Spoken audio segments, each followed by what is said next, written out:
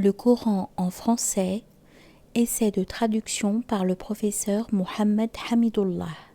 Sourate 68, Al-Qalam, la plume. Au nom d'Allah, le tout miséricordieux, le très miséricordieux.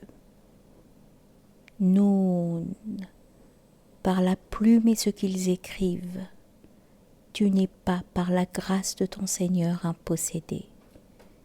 Et il y aura pour toi certes une récompense jamais ininterrompue. Et tu es certes d'une moralité éminente. Tu verras, et ils verront qui d'entre vous a perdu la raison. C'est ton Seigneur qui connaît mieux ceux qui s'égarent de son chemin, et il connaît mieux ceux qui suivent la bonne voie. N'obéis pas à ceux qui crient au mensonge. Ils aimeraient bien que tu transiges avec eux afin qu'ils transigent avec toi. Et n'obéis à aucun grand jureur, méprisable, grand diffamateur, grand colporteur de médisance, grand empêcheur du bien, transgresseur, grand pécheur, au cœur dur, et en plus de cela, bâtard. Même s'il est doté de richesses et de nombreux enfants.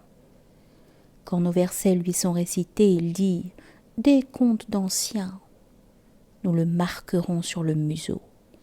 Nous les avons éprouvés comme nous avons éprouvé les propriétaires du verger qui avaient juré d'en faire la récolte au matin, sans dire si Allah le veut. Une calamité de la part de ton Seigneur tomba dessus pendant qu'il dormait, et le matin, ce fut comme si tout avait été rasé. Le lendemain matin, ils s'appelèrent les uns les autres. Partez tôt à votre champ si vous voulez le récolter. Ils allèrent donc, tout en parlant entre eux à voix basse, ne laissez aucun pauvre y entrer aujourd'hui. Ils partirent de bonne heure, décidés à user d'avarice envers les pauvres, convaincus que cela était en leur pouvoir. Puis, quand ils le virent, le jardin, ils dirent « Vraiment, nous avons perdu notre chemin.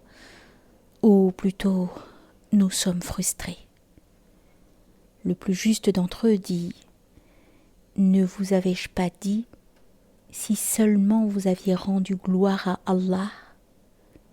Ils dirent « Gloire à notre Seigneur, oui, nous avons été des injustes. » Puis ils s'adressèrent les uns aux autres, se faisant des reproches.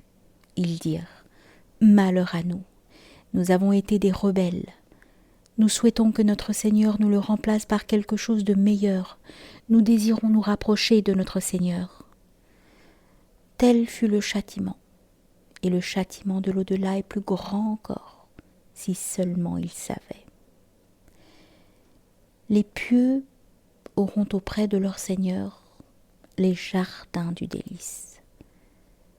Traiterons-nous les soumis à Allah à la manière des criminels ? Qu'avez-vous ? Comment jugez-vous ?